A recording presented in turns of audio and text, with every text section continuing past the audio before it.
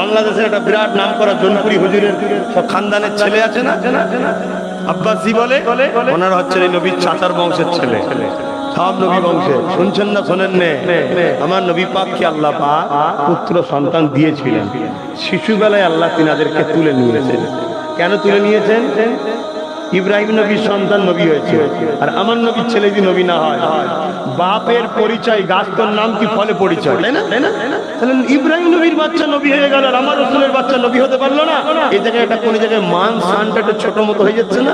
তাই আল্লাহ আমার নবীকে আবার শেষ নবী ফাতিমার নবী, তাই নবীর সন্তান রাখেন না, দিয়েছিলেন, তুলে নিয়েছেন। জোরে বলো সুবহানাল্লাহ। কথা বুঝে আসছে বা?